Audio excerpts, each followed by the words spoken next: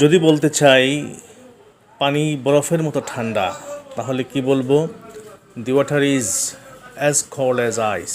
অর্থাৎ বরফের মতো ঠান্ডা বলতে অ্যাজ কোল্ড অ্যাজ আইস।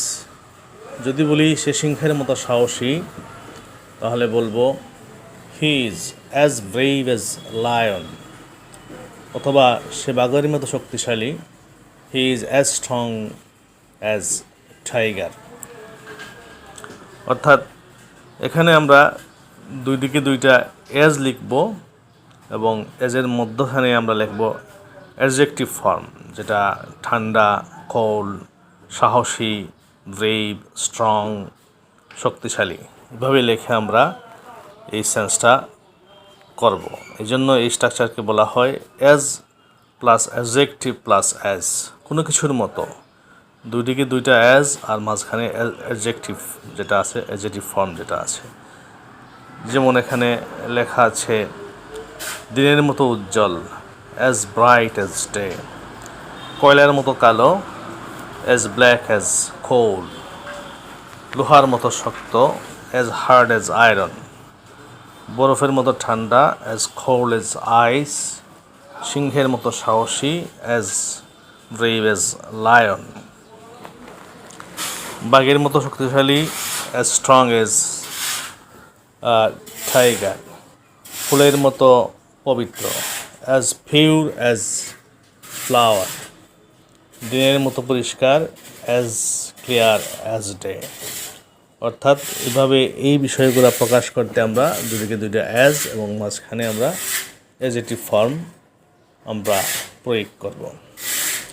এরপরে যে বিষয়টা আমি এখানে আলোচনা করেছি, আমরা বলি অনেক সময় কোনো কিছু করতে সমস্যা নেই, যেমন কথা বলায় বা কথা বলতে কোনো সমস্যা নেই।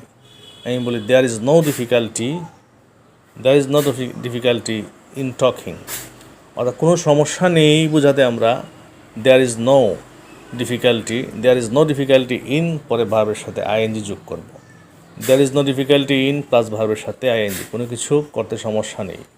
যেমন এখানে 2 নম্বর বাক্য দিয়েছি খোঁজায় কোনো সমস্যা নেই, there is no difficulty in search থেকে সার্চিং।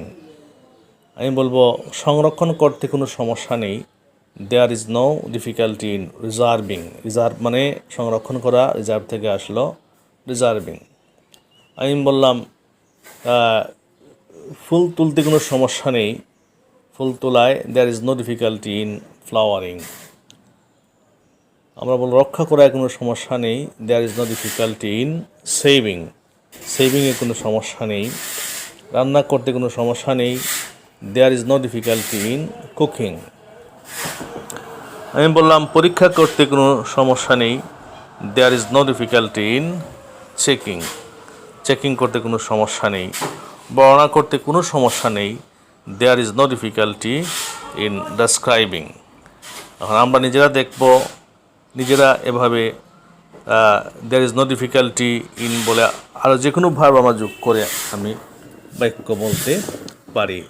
আমরা নিজেরা এই ধরনের বাক্য চোখ বন্ধ করে চেষ্টা করি করতে পারি কি না কয়েকটা বাক্য। There is no difficulty in লেখার পরে যে কোনো একটি ভার্ব, আমরা যে কোনো একটি ভার্ব মাথায় যে ভার্বটা আসে সেই ভার্বটা আমরা বসিয়ে বাক্য তৈরি করব। এবং স্পোকেন ইংলিশে এই কথাগুলা অনেক প্রয়োজনীয়।